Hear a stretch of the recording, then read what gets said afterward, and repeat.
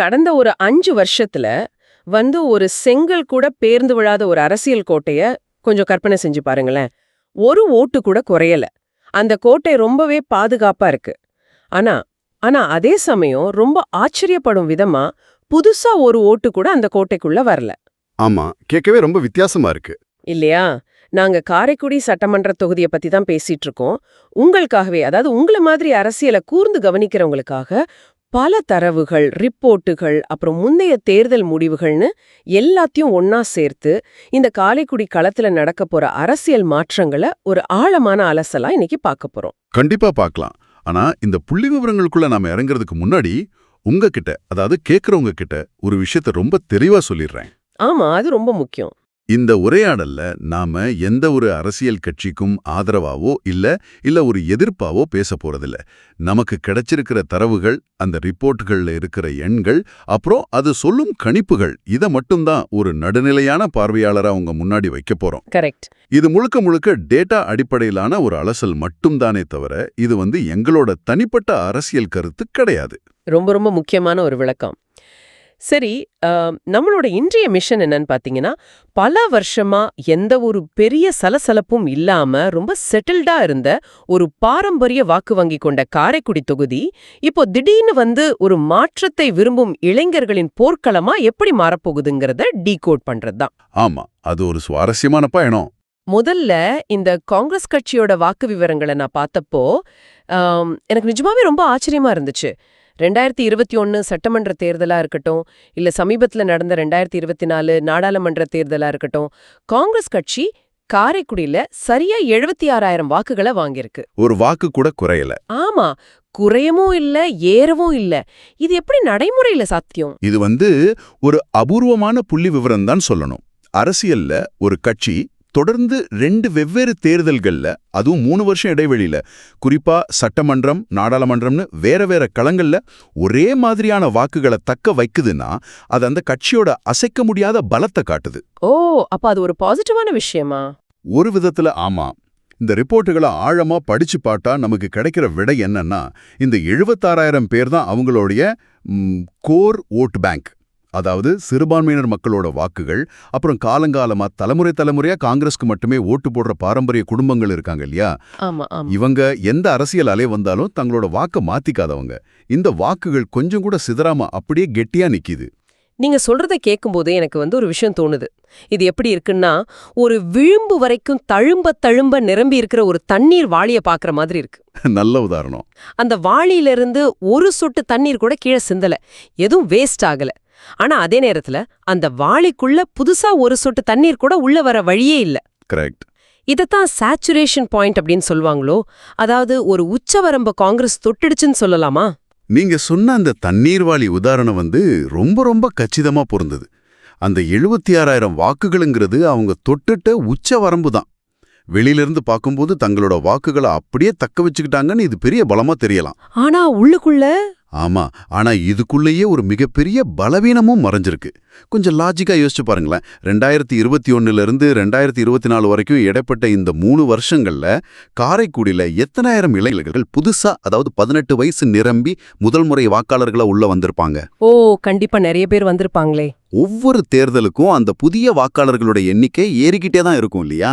ஆமா, ஆயிரக்கணக்கான புது ஓட்டர்ஸ் லிஸ்ட்ல சேர்ந்திருப்பாங்க.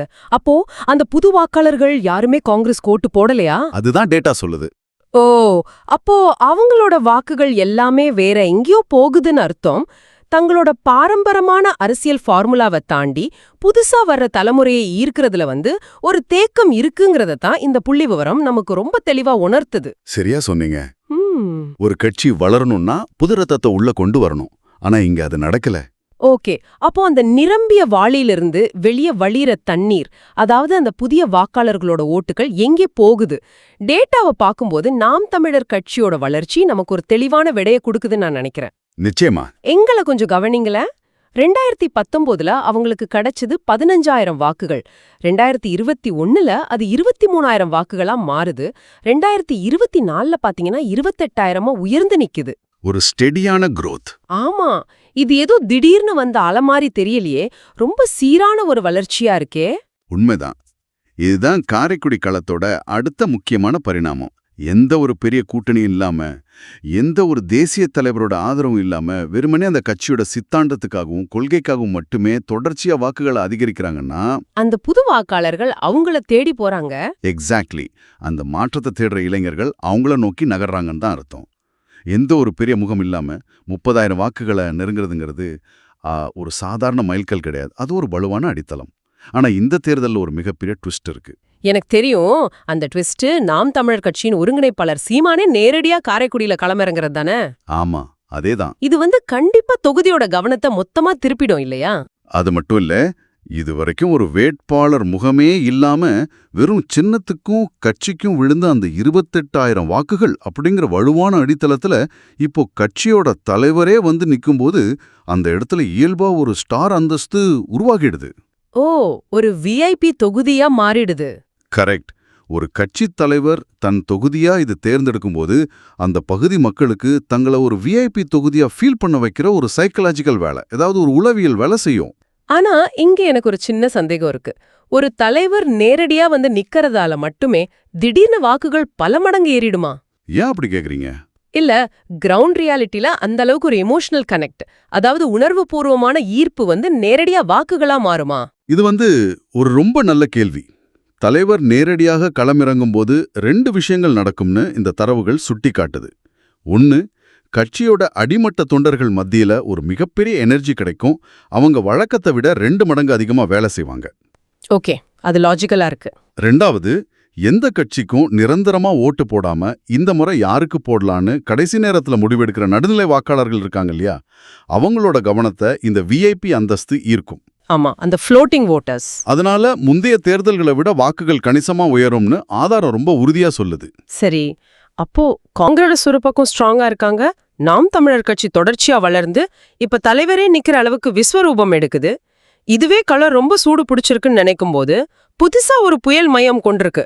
ஆமா, அடுத்த பெரிய ஃபேக்டர் நடிகர் விஜயோட தமிழக வெற்றி கழகம், அதாவது தவேகா மற்றும் அவங்களோட வேட்பாளர் மருத்துவர் பிரபு. இந்த ரிப்போர்ட்ல ஒரு ரொம்ப போல்டான கணிப்பை சொல்லியிருக்காங்க. நகர்ப்புறம் சார்ந்த காரைக்குடியில இளைஞர்கள் மற்றும் விஜய் ரசிகர்களோட வாக்குகள் சுமார் 30,000லிருந்து 40,000 வரைக்கும் இருக்கும்னு சொல்லியிருக்காங்க. காரைக்குடியோட புவியியல் மற்றும் மக்கள் தொகை அமைப்பு பார்த்தா இது ஓரளவுக்கு புரிந்து கொள்ளக்கூடிய கணிப்பு தான். எப்படி சொல்றீங்க? எப்போதுமே சினிமா நடிகர்களுக்கும் அவங்களோட ரசிகர் மன்றங்களுக்கும் ஒரு இயல்பான கட்டமைப்பு கிராமங்களை விட நகரங்கள்ல ரொம்ப ஸ்ட்ராங்கா இருக்கும். காரைக்குடி மாதிரியான நகர்ப்புற பகுதியில இது கண்டிப்பா ஒரு பெரிய ஃபேக்டரா இருக்கும். ஒரு நிமிஷம், இங்க நான் ஒரு மாற்று கருத்தை வைக்க விரும்புறேன். இதே நாம பல வருஷங்களா வேற வேற நடிகர்கள் விஷயத்துல பார்த்திருக்கோம் இல்லையா? ஆமா, நிறைய பேர் வந்திருக்காங்க. ஒரு நடிகருக்கு இருக்கிற புகழோ அவர் படத்துக்கு வர்ற கூட்டமோ அப்படியே நேரடியா ஓட்டு மிஷின்ல வாக்குகளா மாறிடுமா? புகழ் மட்டும் வாக்குகளா மாறதில்லைங்கிறத பல தேர்தல்கள் நிரூபிச்சிருக்கு. அப்படி இருக்கும்போது இந்த 30,000 முதல் 40,000 வாக்குகள்ங்கிறது கொஞ்சம் மிகைப்படுத்தப்பட்ட கணிப்பா, அதாவது ஒரு ஓவர் எஸ்டிமேட்டா உங்களுக்கு படலையா? நீங்க கேக்குற லாஜிக் ரொம்ப சரியானது. வெறும் புகழை வச்சுக்கிட்டு மட்டும் 40,000 ஓட்டுகளை வாங்கிட முடியாதுதான். ஆனா இந்த டேட்டா வெறும் ரசிகர்களை மட்டும் கணக்குல எடுத்துக்கிட்டு இந்த கணிப்பை சொல்லல. ஓ, வேற என்ன ஃபேக்டர்ஸ் இருக்கு? இங்க 2 முக்கியமான விஷயங்கள் ஒன்னா சேருது. ஒன்னு, தவகை அப்படிங்கிற புது கட்சி உருவாக்குகிற ஒரு புதிய அரசியல் அலை. 2வது, அந்த வேட்பாளர் மருத்துவர் பிரபுவுக்கான உள்ளூர் செல்வாக்கு. அதாவது வேட்பாளருக்கு ஏற்கனவே மக்கள் கிட்ட இருக்கிற அறிமுகம் ஒரு முக்கிய காரணம்னு சொல்றீங்களா? எக்ஸாக்ட்லி. மருத்துவர் பிரபுவுக்கு ஏற்கனவே அந்த பகுதியில ஒரு நல்ல நெட்வொர்க் இருக்கு. அவரோட மருத்துவ பின்னணி, மக்கள் மத்தியில் அவருக்கு இருக்கிற நற்பெயர்னு இதெல்லாம் சேரும்போது தான் மேஜிக் நடக்குது. ஓஹோ. ஒருபுறம் கட்சியின் தலைமை மீதான ஈர்ப்பு, மறுபுறம் உள்ளூர்ல வேட்பாளருக்கு இருக்கிற அறிமுகம், இவை 2ம் இணையும் போதுதான் அந்த 40,000 வாக்குகள்ங்கிற கணிப்பு சாத்தியமாகுது. ஆனா இதை விட முக்கியமான விஷயம் ஒன்னு இருக்கு. அது என்ன? இந்த புது வாக்குகள் யார் பாக்கெட்ல இருந்து பிரியுதுங்கிறது தான் இங்க ட்விஸ்ட். ஆமா, யாருக்கு விழ வேண்டிய ஓட்ட தவக வாங்குறாங்க. அங்கதான் நம்மளோட டேட்டா ஒரு சுவாரஸ்யமான பேட்டர்னை காட்டுது. இந்த புது வாக்குகள் எல்லாமே நேரடியாக அதிமுக மற்றும் பாஜகவோட வாக்குகளை பாதிக்கும்னு கணிக்கப்பட்டிருக்கு. அப்படியா? பாஜகவோட கடந்த கால வாக்குகளை கொஞ்சம் கூர்ந்து கவனிங்களேன். 2019ல அவங்க 33,000 வாக்குகள் வாங்கியிருந்தாங்க. ஆனா 2021 சட்டமன்ற தேர்தல்ல அது தடாலடியா 54,000 வாக்குகளா உயருது. பெரிய ஜாம்பாச்சே. ஆனா மறுபடியும் ஒரு 2024ல அது 42,000 குறையுது. ஏன்னு யோசிச்சிருக்கீங்களா? ஹம். ஓ 2021ல அவங்க அதிமுக கூட்டணியில இருந்தாங்க இல்லையா, அந்த ஓட்டுகளும் சேர்ந்ததால வந்த ஏற்றமா இது? மிகச்சரியா பிடிச்சிங்க. அதிமுக கூட்டணியால அந்த 54,000 வாக்குகள் வந்துச்சு. ஆனா கூட்டணி இல்லாதப்ப மறுபடியும் அவங்களோட வாக்குகள் சரிஞ்சிடுச்சு. கரெக்ட். இந்த மாதிரி நிலையா ஒரு கட்சிக்கு விழாம மாறிக்கிட்டே இருக்கிற வாக்குகளை தான் ஃப்ளோட்டிங் ஓட்ஸ்ன்னு சொல்லுவோம். இந்த தொடர்ச்சியற்ற வாக்குகள் தான் புது கட்சிகள் வரும்போது ஈஸியா அவங்க பக்கம் ஈர்க்கப்படும். நிலைமை ரொம்ப சிக்கலா போகுதே. அப்போ காரைக்குடி காலத்துல இப்ப என்ன நடக்குது? காங்கிரஸ் தங்களோட 76,000 ஓட்டுகளை வச்சுக்கிட்டு ஒரு உச்ச வரம்ப தொட்டு நிக்கிறாங்க. ஆமா, நாம் தமிழர் சீரான வளர்ச்சியோட தலைவரே களமிறக்கியிருக்காங்க. தாவேக வந்து ஒரு புது புயலா 40,000 ஓட்டுகளை குறிவைக்கிறாங்க. இது வெறும் மும்முனை போட்டி மட்டும்தானா? இதர கட்சிகளோட பங்கு என்னவாக இருக்கும்? அதுவும் ஒரு முக்கியமான ஆங்கிள் தான். குறிப்பா அமுமுகவின் பாண்டி என்ற வேட்பாளருக்கு தனிப்பட்ட செல்வாக்கு இருப்பதாக இந்த ஆதாரம் சுட்டிக்காட்டுது. அவர் பிரிக்கும் சுமார் 30,000 வாக்குகள் களத்துல என்ன மாற்றத்தை ஏற்படுத்தும்? அதுதான் களத்தோட உண்மையான சிக்கலே. பாண்டி பிரிக்கப் போற அந்த 30,000 வாக்குகள் சாதாரண வாக்குகள் கிடையாது. பின்ன என்ன வாக்குகள் அது? அவருக்கு இருக்கிற செல்வாக்கால அவர் வாங்கப் போற அந்த வாக்குகள் பெரும்பாலும் அதிமுக அல்லது காங்கிரஸ் கட்சிக்கு எதிரான அதிருப்தி வாக்குகளாகவே இருக்கும்னு டேட்டா சொல்லுது. ஓ, ஆன்டி இன்கம்பன்சி. ஆமா, தேர்தல் அரசியல்ல இந்த எதிர்ப்பு வாக்குகள் அப்படிங்கிறது ஒரு சைலண்ட் கில்லர் மாதிரி. ஆளுங்கட்சி மேல இருக்கிற அதிருப்தி வாக்குகள் எப்படி வேலை செய்யுதுங்கிறத வச்சுதான் ஒரு தேர்தலோட வெற்றி தோல்வியே முடிவாகும். ஒரு நிமிஷம் இருங்க. நீங்க சொல்றத கேட்கும்போது எனக்கு இப்போ ஒரு லாஜிக் தோணுது. சொல்லுங்க. இப்போ காங்கிரஸ் மேல கோபமா இருக்கிற அந்த எதிர்ப்பு ஓட்டுகள் ஒரே ஒரு கட்சிக்கு முழுசா போகாம ஆளுக்கு ஒரு பக்கமா பிரிஞ்சு போகுதுன்னு வச்சுப்போம். ஓகே. கொஞ்சம் நாம் தமிழர் கட்சிக்கு, கொஞ்சம் தவகைக்கு, கொஞ்சம் அமமுகவின் பாண்டிக்குன்னு இப்படி பிரிஞ்சா அது கடைசியில மறுபடியும் காங்கிரஸுக்கு தானே லாபமா முடியும். எதிரிகள் தங்களுக்குள்ள அடிச்சுக்கிட்டா அந்த 76,000 ஓட்டுகளை வச்சிருக்கிற காங்கிரஸ் ரொம்ப ஈஸியா ஜெயிச்சிடுவாங்களே. நீங்க இப்ப சொன்னதுதான் பொலிட்டிக்கல் சயின்ஸ்ல இருக்கிற ரொம்ப அடிப்படை லாஜிக். இதைத்தான் ஸ்பிளிட் வோட் விக்டரி, அதாவது வாக்குகள் பிரிவதால் கிடைக்கிற வெற்றின்னு சொல்லுவாங்க. ஆளுங்க கட்சிக்கு எதிரான வாக்குகள் பல துண்டுகளா சிதறும்போது ஏற்கனவே ஒரு நிலையான வாக்கு வங்கியை கொண்டிருக்கிற கட்சி ரொம்ப எளிதா வென்றுவிடும். இது ஒரு சாத்தியக்கூறு. ஆனா இன்னொரு சாத்தியக்கூறும் இருக்கு. அது என்ன? அந்த எதிர்ப்பு வாக்குகள் சிதறாம ஒரே இடத்துல குவியறதா? அதேதான். அந்த எதிர்ப்பு வாக்குகள் சிதறாமல் மாற்றத்தை நோக்கி ஒருமுகப்பட்டால் நிலைமை அப்படியே தலைகீழாகிவிடும். வாவ், அப்படியா? குறிப்பா தவேக மற்றும் அமமுக போன்ற கட்சிகள் வாக்குகளை பிரிக்காமல் ஒட்டுமொத்த அதிருப்தி வாக்குகளும் சீமானை நோக்கி சென்றால் அது சீமானுக்கு பெரிய சாதகமாக மாறும். மக்கள் மாற்றம் வேணும்னு ரொம்ப தெளிவா முடிவெடுத்து ஒரே பக்கமா ஓட்டு போட்டா என்ன நடக்குங்கிறத நம்ம பல தேர்தல்கள்ல பார்த்திருக்கோம். ஆமா, வரலாறுல அப்படி நடந்திருக்கு. இந்த 2 சாத்தியக்கூறுகளுக்கு இடையில தான் இப்போ காரைக்குடியோட இறுதி முடிவு ஊசலாடிக்கிட்டு இருக்கு. இது கேட்கும் போதே ரொம்ப பரபரப்பா இருக்கு. அப்போ காரைக்குடிங்கிறது இனிமேல் எந்த ஒரு கட்சிக்கும் எழுதி வச்ச பட்டா கிடையாதா? கண்டிப்பா கிடையாது. பல திசைகள்ல இருந்தும் மாற்றத்தை விரும்புகிற இளைஞர்களும் புது அரசியல் அலைகளும் மோதுற ஒரு மிகப்பெரிய விஐபி களமா காரைக்குடி மாறிடுச்சுங்கிறத இந்த தரவுகள் நமக்கு ரொம்ப தெளிவா காட்டுது. முற்றிலும் உண்மை. அதனாலதான் இந்த ரிப்போர்ட்டோட முடிவுல ஒரு ரொம்ப துணிச்சலான தைரியமான கணிப்பை முன் வச்சிருக்காங்க. என்ன சொல்லிருக்காங்க? இந்த தேர்தல்ல வாக்குகளோட பிரிவை அது எப்படி கணிக்கிறதுனா, சீமானுக்கு 50,000 முதல் 60,000 வாக்குகளும், காங்கிரசுக்கு 50,000 முதல் 60,000 வாக்குகளும், தவேவலுவின் பிரபுவுக்கு 40,000 வாக்குகளும் கிடைக்கலாம் என்று இந்த ஆதாரம் சொல்லுது. ரொம்ப க்ளோஸா இருக்கே. ஆமா, இப்படி வாக்குகள் பிரியும்போது இந்த மிக கடுமையான மும்முனை போட்டியில சீமான் நூலிழையில, அதாவது ரொம்ப குறுகிய வாக்கு வித்தியாசத்துல வெற்றி பெறுவார்னு அந்த டேட்டா தன்னோட இறுதி முடிவை எழுதியிருக்கு. வாவ், இது ஒரு மிகப்பெரிய கணிப்பு. நான் மறுபடியும் ஒரு விஷயத்தை உங்களுக்கு நினைவுபடுத்த விரும்புறேன். இது அந்த செய்தி கட்டுரையின் தரவு சார்ந்த கணிப்பு மட்டுமே. இது எங்களின் சொந்த கணிப்பல்ல. மிகச்சரி. அந்த வேறுபாடு நமக்கு தெளிவா புரியுது. நாம இன்னைக்கு பலவிதமான தரவுகளை பார்த்துட்டோம். எண்களை பிரித்து மேய்ஞ்சு விட்டோம். விளிம்பு வர நிரம்பிய மாளில ஆரம்பிச்சு புதுசா வந்த புயல், சிதறும் எதிர்ப்பு வாக்குகள்னு எல்லாமே ரொம்ப தெளிவா புரிஞ்சுது.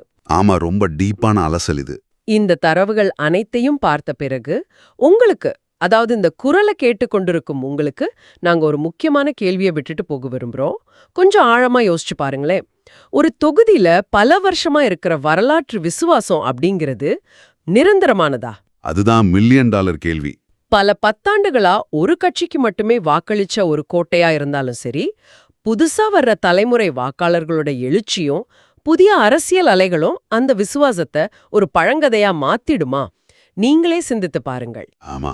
இந்த எதிர்பார்ப்பும் கணிக்க முடியாத தன்மையும் தான் ஜனநாயகத்தோட உண்மையான அழகு.